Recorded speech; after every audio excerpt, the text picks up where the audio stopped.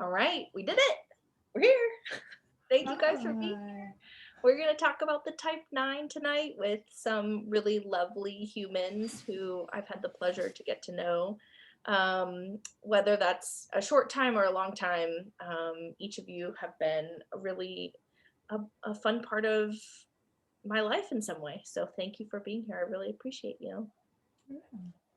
If you could each take a moment to just introduce name, type, anything else you want to share or feels relevant, that would be great.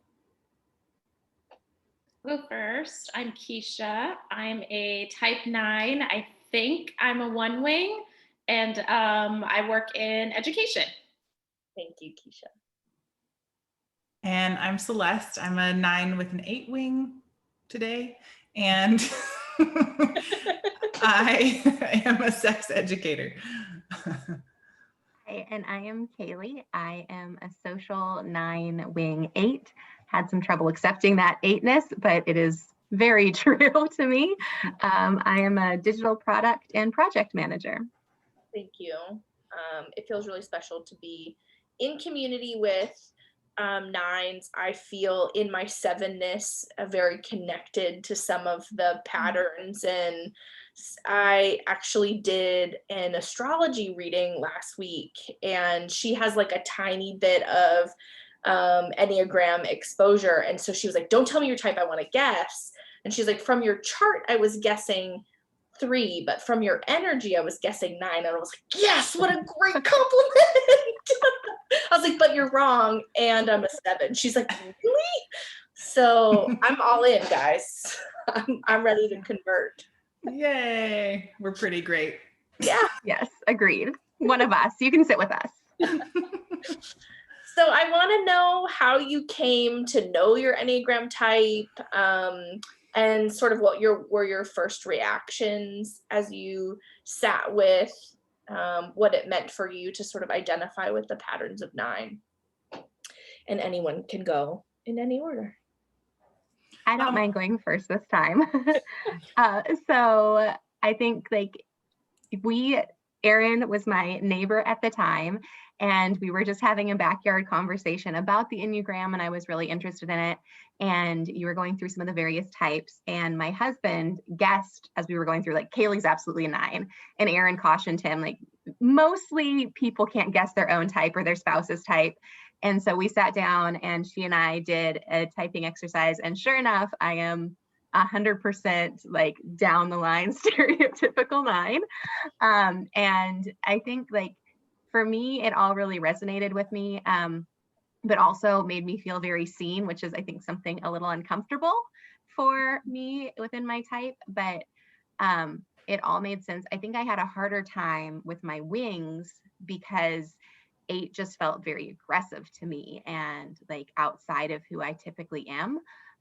But as I've gotten more comfortable with that and have done some side coaching with Erin around like tapping into that inner strength that I call the fire within me after she taught me about Beyonce and her Sasha Fierce personality, that's where like I feel like I've been able to leverage that side of my type. But the 9 piece felt comfortable immediately. I think I was already at a place where I knew that's who I was.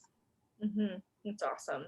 Yeah, there's speculation that Beyonce is a 9. So I don't know that to be true, but that's what I hear. The word on the street. The word on the street. I mean, I love her, so I will absolutely take that. How about either of you? I'll go. So I was typed in 2010, I believe, with Erin in a big kind of conference, an Enneagram conference that we were at, or a workshop rather. And we were everybody in our like leadership group was typed. And I don't exactly remember, Erin, you might remember more than I do. I don't remember if like they typed us or we kind of went through it and typed ourselves, or what exactly was happening. I think we typed ourselves. Is that correct? Yeah, we were given those cards. Yeah. I could like sort through them. Yeah. Like a 40-hour, 8 hours a day training and getting all of this exposure. And that's one of the ways, even empirically, that people find their type the best is in these like intense trainings. And the Yeah. first day we were watching all these videos and they talked about famous people and they showed sort of archetype videos. And then we sorted these cards and I desperately wanted to be a 3. I was like, I'm a 3. And she's like patting me. Okay, honey. All right. Yes. So yeah, we typed ourselves with guidance. With guidance. And it was an incredible workshop and I really enjoyed it a lot. And yeah, I remember typing myself fairly easily. Like I really identified with 9 almost immediately when I read it. I noticed when I talked to other people, like Carrie, for example, who is a 6, and she was really resistant. She was also in this group that we were doing this together. She was resistant to her typing, and I remember not identifying with that at all. Like, nope, this is me. Like, this is definitely me. And yeah, it was kind of an interesting doorway to explorations. We've spent the next 11 years kind of exploring the Enneagram, and Erin kind of took off with it, and I utilize it in my practice some with Erin's help, but it has been intensely helpful for my own personal growth and my relationships for sure. Yeah, we were at the starting line together. Yeah, we sure were. How about you, Keisha? So I met Erin, was it last year, maybe 2018? I've lost track of time. Yeah. All over the place. And so we became fast friends, and she told me about the Enneagram, and I cannot remember because you blew my mind that night that we were talking about it. I just remember you giving me this book and you were like, here, go back to your hotel room and read this. And I like skimmed through it, but a really good like skim. And I was like, I'm a 6. I'm totally a 6. Like this is me all over. And months later, we were talking about it again and you were like, let's just do this one more time. Like, let me just double check. And so I do remember you telling me, no, you're a 9. And I was like, really? And I started reading up a lot about it. And I was like, okay, I do see myself in this 9. I can also see why I thought I was a 6. Yeah, and, absolutely. Mm-hmm. So yeah, that's how I came to find my 9-ness. Welcome. And I get the funniest 9 memes. Either Keisha will tag me in something or send it to me, and I'm like, you are so connected to what is like perfectly hilarious in the Enneagram. So you like keep me hip in all of that. You know, in 11 years of being in it, like I sort of don't want to consume anything else. And I'm like, oh, but this one's good. So I appreciate that. Sending memes is my love language. I like do not text people, how are you, or check up on you. You just won't hear from me for 6 years. And then all of a sudden, like, I sent you a meme. Yep. I love this. Mm-hmm. Keisha, can I be on your meme list? Yes, please. Me too. Celeste has a friend that you just communicated gifts, right? Yes, that's all I do. It's mostly just like Mariah Carey gifts. That's it. That's and there's enough of them to like communicate anything you want to communicate. That's it. Exactly. Mm-hmm. Well, I love this. This is so fun for my 7 heart. And I think what feels really important to me, because I have 9s in my life who are so dynamic and sort of push into the slothiness that you often see sort of categorized around the 9, that it felt really important. Like all 3 of you are, you know, achieving, you know, going after things. I mean, like Keisha and I met in a PhD program. Like Kaylee, I've only ever seen you interested in building and pushing into teams, and Celeste starting your own business, that it sort of is a perfect example of why the sloth isn't really the accurate description of the 9, right? Like 9s aren't inherently lazy. And so I get sort of bothered by that language because it just doesn't feel like it captures the heart and the essence of 9. And so it was getting more in touch with Brene Brown's work around vulnerability that I felt like started to really encapsulate the pattern and the strategy of the 9 around self-forgetting, right? Around learning how to shut off need in order to center need of other. And that is significantly different than being lazy or sloth-like, right? And it made a ton of sense to me around what she talks about, you know, and I'm using my own words, but, you know, sort of the have to in vulnerability, the turn off, like a light switch. And it's not a switchboard where you can sort of pick the things, it's a light switch. So when I turn off, you know, my own needs or my own, you know, attachment to anger or centering myself, I'm also turning off all of the, you know, maybe heat or big energy or other things, because that's what's necessary in order to put others first so consistently.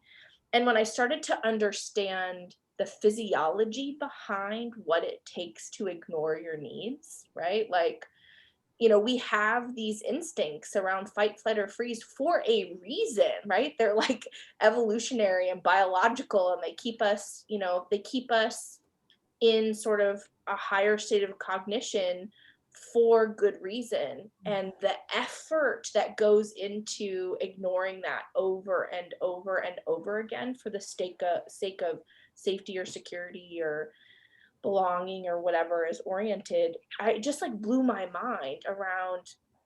There's absolutely nothing lazy about a 9. I think they're working harder than any type to really suppress all of that for other. And so both of my sisters are kind of like narcoleptic. Like you get them in a car or a movie theater and they fall asleep like right away. They're both 9s. And it's like, I think just fatigue, right? Like I'm just so tired from having to ignore. And when you think about like sort of body responses, you know, I think about hunger cues. You quit listening to hunger cues, your body quits telling you you're hungry, right? Like eventually your needs are the need of other. And so I don't know, that just was really profound for me in re-imaging what I felt was important and true about the 9. And then the 3 instincts, the self-pres, social, relational, are just where the 9 goes in their self-forgetting, right? Self-forgetting into self in terms of routine and structure and comfort, or self-forgetting in social, which is the belonging piece, right? Like I want to fit in at any cost. So I might kind of look like a 3 because I'm willing to give of myself so much for that belonging. Or then the self-forgetting in terms of the relational component, which is like, I'm going to connect so deeply with you that I'll lose my identity in yours. And so I just wondered what your thoughts are of 9 as you've experienced it and sort of through my shifted lens, and what feels true for you.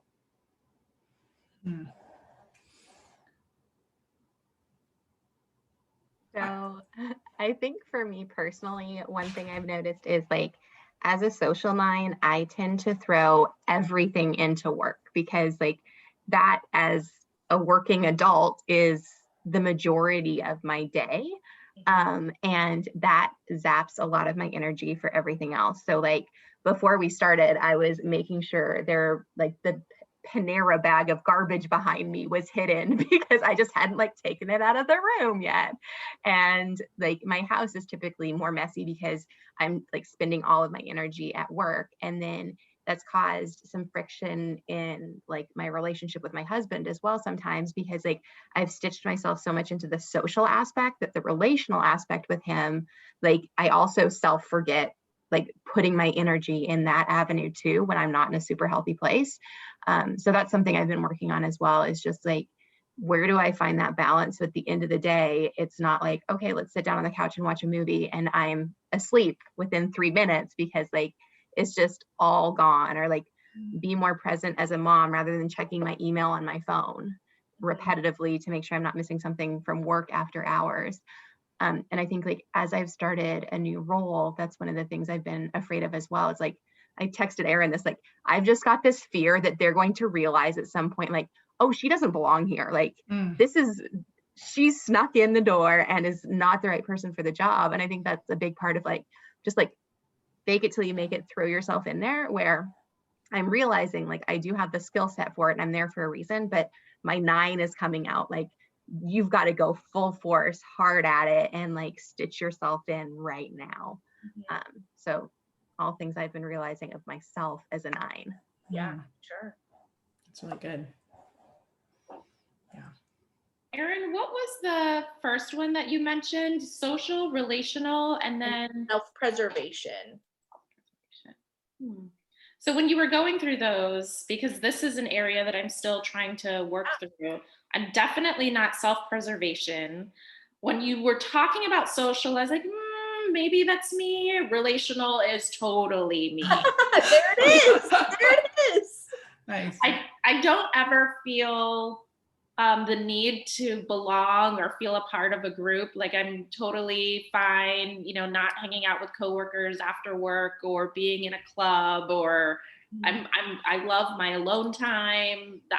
That's great. But the relational, I definitely see that in my life, especially in terms of relationships with like romantic relationships.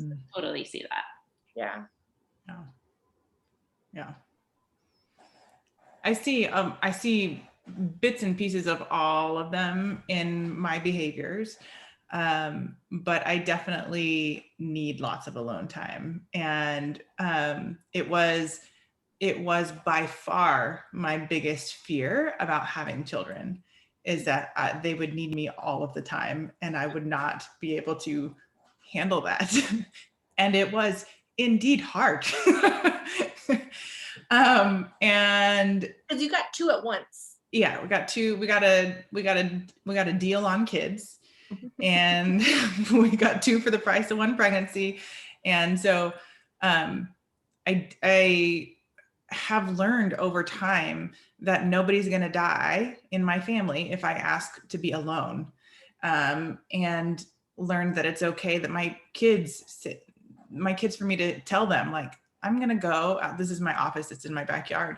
I'm going to go and do things out here. Don't come out, you know? And so being alone is so restorative for me. And it is also very hard because I want to please everybody in my house. I want them all to be okay. And the narrative that I tell myself is that they won't be okay if I'm not there, because I'm the one who knows in the house where everybody is, what their emotional state is, if they're okay, are they hungry? I can help them. I can fix everything, right? But then that in and of itself, that constant knowing of everybody's whereabouts and their emotional state is what takes me to the place where I need to be alone. Like I have to be alone, nobody in the room, because I will always orient to the other person in the room 100% of the time. Yeah. So the art of self-forgetting is part of why 9s fall in the body types as the anger triad, right? And the different ways the body types 8s, 9s, and 1 manage anger. And the way in which a 9 has a tendency to do is to turn it off, right? I turn my needs off, so therefore my anger gets turned off. Therefore, I don't necessarily engage in conflict, which is why 9s can sort of be conflict avoidant, right? Because conflict means anger, which means I have to engage and center self. So here I go down this path. But we know that, especially when you look through the lens of work like Brene Brown's, that we don't actually turn it off, right? It's like false narrative. So it leaks. It sort of leaks in these ways around avoidance or passive aggressiveness or stubborn or resistant. I remember I used to have a woman who was a 9 on my team when I was working in a business context, and she used to sit in meetings and nod her head, and silly me thought that meant like we were on the same page, and she was just nodding her head because she heard my words. Like that was, and in a lot of ways she would go and process that but maybe not agree with what I said, and so just wouldn't do it. And I didn't, until I understood her Enneagram type and got to know the 9 on a much deeper level, I was like, this isn't her intentionally being defiant or, not listening. It was, one, she was acknowledging that she heard my words, and then going and doing the work of processing. And then if it didn't connect, it didn't happen. And so that was a good indicator for me that I needed to come back and have another conversation. And we got into a really great groove, but that's where I could start to see the resistance and this like sort of passive aggressive, yes, but I mean no kinds of things. So how does this lens of anger show up in your life? Because most nines I know say, I'm not angry. Like, but wait. Yeah. I'll go first because I have embraced my anger recently. And I know. It took me a long time to recognize that those tendencies were because I was self-forgetting, and they would come out sideways in anger or all at once, like hold things in for a really long time. And then all of a sudden I need to tell you how everything you've ever done in your entire life is wrong, spouse, So I have learned that anger actually sits in me like real fervently, and understanding it, or like more just welcoming it and saying like, okay, what do you need to tell me today? Has been so helpful. So that I don't do that whole like withholding thing, which is also like my stubbornness. My mom is an Enneagram 7, and she calls me the slow burn. Like I never give up, like never. Like, but I do things really slow and in a processed way. And that anger in that context is unhelpful. And so I'm working on trying to address the anger sooner, and so it won't come out sideways in an unintended, like aggressive kind of way. But it's work in progress, guys. As we all are. Yeah. Yeah, I've got a couple. Like, first, absolutely, I'm the airing of grievances person. Like, I will hold on. And then if my husband and I get in like something that would normally be like a small disagreement, like something is bothering him, and he'll bring it up immediately. And then I turn it into a 30-minute, well, here's this list of all of these things. And so that's something I've been working on. Like, if something's bothering me, try to say it in the moment and work through it then before it bubbles up to this bigger thing. And then another example is, for a while, I thought I was getting a memory problem because I was doing that exact thing of, yes, I hear what you're saying. I'm going to say, yes, I'm going to do it because like, even though I don't really want to, like I want to avoid conflict in the moment, and then would immediately forgot I had agreed to something. So later on, my husband would be like, whatever thing, like what's going on with that? I'm like, I don't remember us ever talking about that. And I'm sure part of that is like passive aggressively putting it behind me. But the other part was like, I just legitimately wouldn't remember because I never intended to do it. And it's taken me a while to realize that like, it was never a memory problem. I was just like, clear the cache out of my memory. Yeah, like just gone. Yeah. And so that's been a realization of mine in the past few months, has just been like, be in the moment, say what you mean, and like deal with the conflict in the moment, which has been a continued issue. But at least now I know like I need to remember these conversations, if nothing else, and not just clear them out. Yeah. So those have been a couple big ones. That's good.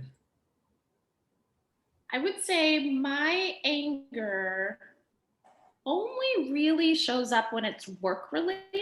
I don't have too much that like ignites me outside of work, and it does leak, and I don't address it because I don't know that the people that I have this anger with, even if I addressed it, it would help anything.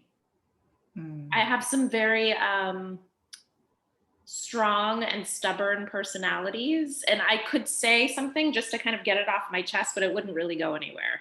So I do leak and I don't do anything about it. Just hold it in. Mhm. We see you. Yeah, we see that. So what can people do that would help you come forward or engage? Like, what would that look like in a perfect world? I can go first on that. Yeah. So I am dating a guy. It's been about a year, and he has been a wonderful, non-judgmental listener. And I think for me, the biggest thing for anybody is knowing that I can say something without any kind of judgment or trying to talk me out of my opinion or argue with me. I just want someone to listen. And I'm learning that I test people with little things. Like, let me just say this and see how they respond. And I will work up to things that are more important and that I have stronger opinions on. Yeah. Yeah, that's good. You go, Kaylee. Oh, that's a tough one. I think like setting the stage in a calm space that feels non-confrontational is really helpful for me. If a situation is approached in a way that feels like tense or bristly, that immediately triggers me, I think, to either shut down or go more into my type 8, depending on if I feel like I'm protecting my team or myself. I'll shut down more if it's for myself. But then I think also like engaging and asking questions back to me, because I have a tendency, I think, to like overrun conversations to try to keep them moving when there's awkward silences. So like being conversational and creating that kind of atmosphere so it's not awkward and quiet is also helpful to like bring me out and be more natural. Yeah. Yeah, I would agree with both of what you two are saying. I think most of my conversations, if I'm willing to come forward and be vulnerable, I need you to just be there. Like, I don't want your fixing. I don't want rescued. I want none of this, except for maybe with Aaron sometimes, but like with even my partner, it's hard. Yeah. But especially with my partner, I don't want him to try and fix anything. I just need him to see me, because it takes a lot for me to say like come forward in the first place. There's so much behind the scenes, like turmoil and energy for me to like say something, like just shut your mouth and like listen, you know? And then I'm just kind of a processor. Like, I need time. I talk, if I'm being vulnerable, I will talk slow, and I need lots of space to like think about the next thing I want to say. I'm really thoughtful when I'm trying to say something important. And so I need time to just think about what I want to say. And so one of the things I was thinking about when I was thinking about this like interview was my relationship with email. I know this sounds really weird, but what makes me most nervous is the idea that I would have to respond quickly to emails. Like, yes. This is very weird, I guess, but the idea that I would need to respond quickly without thoughtfulness, or like really trying to understand what the person is asking me, or really giving like a thoughtful answer. And so I'm slow at answering emails. And forever and ever and ever, I thought, man, I'm just so slow. Like, why can't I respond faster? Until I just realized, like, give yourself some time. Everybody's gonna be okay. Like, and respond thoughtfully in a way that feels good for you. And that has been really helpful for people, just to give me time to respond to them. And sometimes, yes, I'm way overdue to respond back, but it's not because I don't want to or don't think about them. It's just that I want to be really thoughtful about it. And so time really is what, to answer that question. Typically nines get put in this sort of energetic capacity of being passive, right? Like, I'm going to take what I need and I'm going to sort of lift it out so I can like process it out here, and then I'll re-engage like if and when I'm ready, right? And it was the Enneagram, because I am an assertive type. So I'm like, I go and then I like, look, was I, like, you know? And it was the Enneagram that reminded me of the work I have to do to meet people in different spaces energetically. And I was in a change management training, and they were talking about when you ask a question, count to 7, like the 1 Mississippi, 2 Mississippi, 7 before you move on. And I realized that it works. You know, when you count, I could start to see the 9s in my life come forward by the time I was getting closer to 7 or 8. And so now my energy is so big and fast, and that when I'm with my sisters or Celeste or folks in my life who sit in this passive category, I sit and I pull on my fingers as like an active strategy to keep me in. Don't move, don't speak, give enough space. And then after they're done talking, I sit and count until there's enough space to make sure I've let, you know, the room to come forward. And then I'll sort of let my hands go and go back into sort of my asleep state of moving too fast. But I wouldn't have learned that had I not been in relationship with women like you who show me that it's okay. I remember Celeste telling me tons early in our friendship, like, I'm really slow, I'm so sorry. And I'm like, quit, you know, like we aren't a measure of each other. So yeah, it's been a beautiful lesson for me to learn the art of slowing down and how much more thoughtful I am when I do. Yeah. So what would you tell folks your greatest gift is as a 9? You can do this. I know you can. I'll go. It's a gift, and it's a gift to me. It's probably a curse to others, but I have the ability to see things from multiple perspectives. And I think that's why I don't get angry very often, because I can see, oh, I get why they said that. Oh, I understand why they did that. And I don't take things so personally, I think. But other people, I think, may see that as me being indecisive and not taking a stand on how I feel. So it's a two-sided coin, right?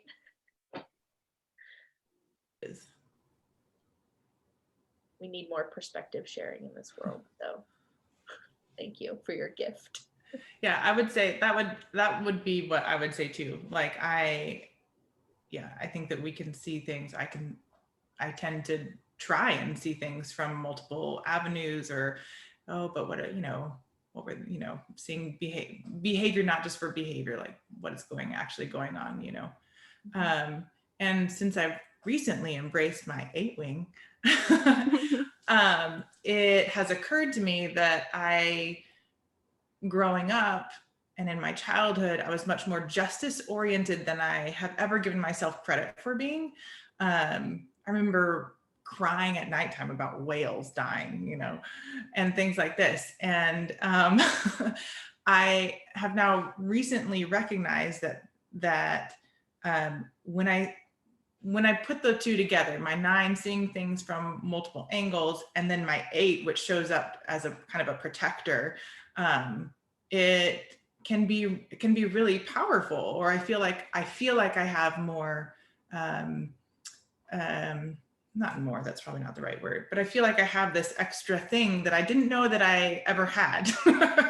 And it's really nice. And that's why I'm really like leaning into the 8 wing for this kind of justice orientation that I maybe was always there and was never awake. Yeah, the access of what happens to us when we can genuinely, right? And this is what I think the 9 does better than anybody, genuinely sit in the seat of other people and embody that seat and have power to sort of protect and lead and defend and care for and want to influence and sort of sweep underneath. That's leadership from my perspective, right? Like, if we only had more of those. And again, I'm I don't know. I don't know this to be true in the world. These are just things I hear on the interwebs, that supposedly Barack Obama is this 9/8, right? So you can see that beautiful ability to sort of encapsulate what leadership can look like. So Yeah. So I think for me, it kind of piggybacks on the other two and what you're just saying, Erin, but it's my ability as a leader to make people feel seen and valued and recognized.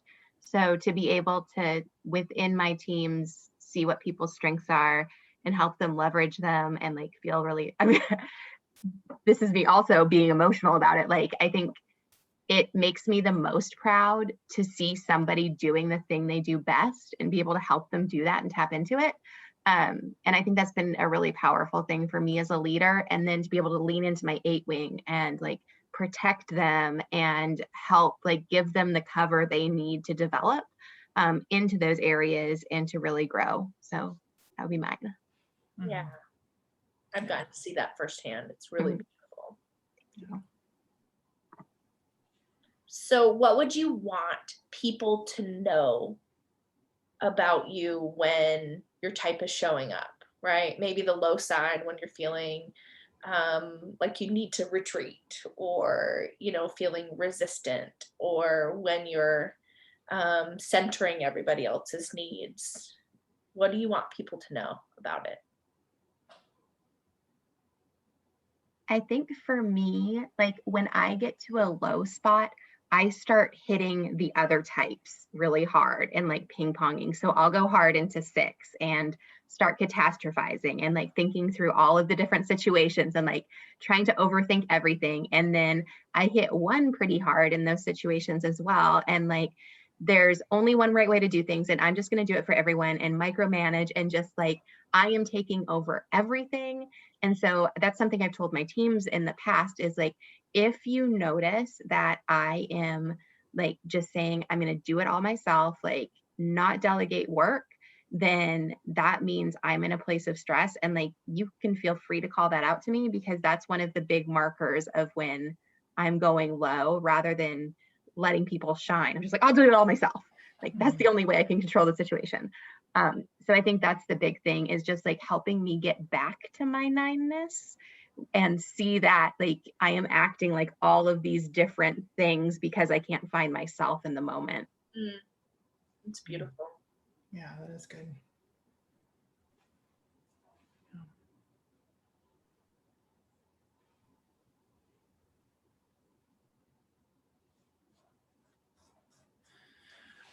I'll say that what I would love for people to kind of know about me is that if I don't respond for a really long time, I'm probably still thinking about you and maybe reach out again. It doesn't mean that I don't love you. Erin is smiling because she, of almost all the people, will know exactly. We live states apart, right? And she'll be like, hey, what's going on? I haven't heard from you, you know, because when things get overwhelming, I'll just drop off the radar from everybody. I'll just cut myself off from everybody. So yeah, like when I go quiet, maybe check in. Yeah, that's, I think, the most profound thing you've taught me, is that when you go quiet, it's not about me. Yeah. And yes. to put my hand back out, right? And I think we have the tendency as people to get tender about our own things and then not meet people where they are. And so I've been so appreciative of those lessons in our friendship, because it's never about me. Saw a little bit of myself in both of the ladies. I feel myself connecting with Kaylee a little bit more on this though. And I have a tendency to, I guess because of my slothiness, people see me as a little unemotional and passive. And I'm not unemotional. I'm usually very anxious and catastrophizing in my head. And I know that I need to do that in myself, because if people saw what that mess really looked like, they would be probably a little scared. So I do retreat when I'm anxious. And it's because I know that I'm being anxious and I need to find strategies to work through that.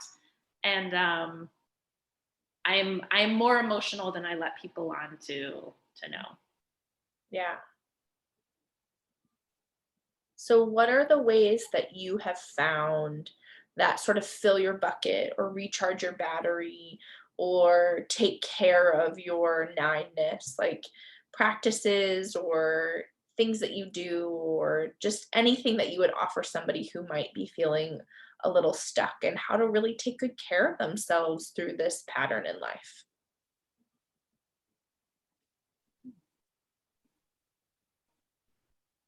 Also okay that it's a work in progress, right? Like, I'm not there. yeah, but you're on your way, right? Like, I know you all are doing things that do take good care of yourselves. I think one of the things that has really helped that I've started doing like just in the past month is setting aside time for myself on a daily basis. And because like even though I consider myself an outgoing introvert, like I still need time to myself to like unwind and listen to a podcast and like take the dog for a walk and do something physical and grounding.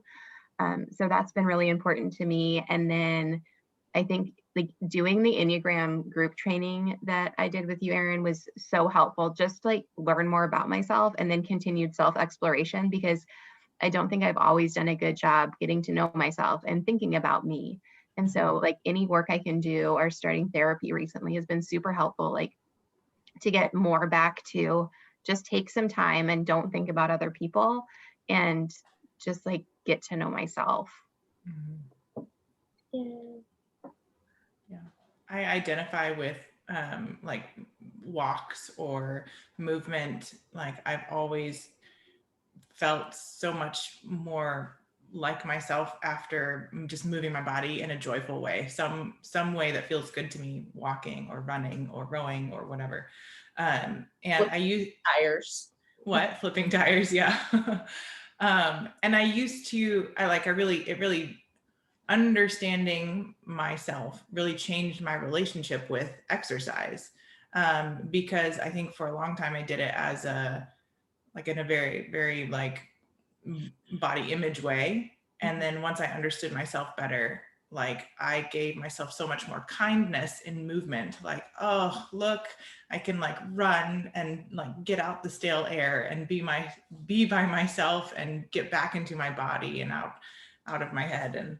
And definitely body movement is the thing that is restorative for me, along with being alone. But I don't have that opportunity to be like alone for days at a time like I'd like to be. Also, I would love to just say that I think this is something I'd like other people to understand maybe about me as a 9. I can't speak for everybody else, but is that my personality is like kind of big. Like I talk about clitorises and penises all day and like I can get up front and talk to 1,000 people and feel pretty confident about it. But then after that, like I have to go like back down, right? And I think sometimes people confuse like wanting to be alone with being antisocial or something like that. And I don't feel antisocial. I just don't want to be around you. Like I love people. People are my favorite. And that is why I need to be away from you, is because I will give you everything I have. The end. So once again, I connect with both of the ladies on this topic. And Celeste, I will say also, so I teach classes at our local college. I work as as an administrator in a high school. And at the end of the day, I'm so tired. Yeah. So tired. And I'm giving of myself a lot too. But another common theme that all three of us have is this walking piece. So when COVID hit and we started to quarantine and I was working from home and I'm inside all day and my apartment really only has 2 windows. So, and the place where my desk is set up is as far away from the windows as possible. So as soon as I'm done working, I'm like, I just want to be outside. Yeah. And I didn't realize until the quarantine how much I love being outside and walking And that was new. But I guess the biggest thing I would say to answer Erin's question is knowledge is power, and you have to know about your type. And, I think on this journey, you're not trying to fix yourself necessarily. It's more about identifying things that trigger you so that you know what your typical response is, so that you can respond appropriately. And also being willing to try new things. Like, I was not an outside person in a walker before, and I did that. I was not a big person into working out. Come to find out, I love spin classes and Peloton bikes. And you kind of have to experiment a little bit with what makes you feel good and what responses are appropriate to things that behaviors you had in the past that weren't appropriate, and what you can do to kind of not fix it, but combat those things, I guess. Yeah. I think that's a similarity I have with the Enneagram is like, this isn't about being different. This is about being gracious with ourselves and loving and tender and finding the ways that we take better care, because in our natural tendency, especially for the three of you, is to give it away, right? And so to find in that nineness that each of you are finding ways to enter into that tenderness and that self-love and that recharge is really beautiful. So thank you for sharing. Thank you for sharing your heart and your stories and your perspectives. You're a gift to me, and I know you'll be a gift to other people. So I'm just beyond grateful for who you are. Thank you. Thank you. Thank you. Thanks.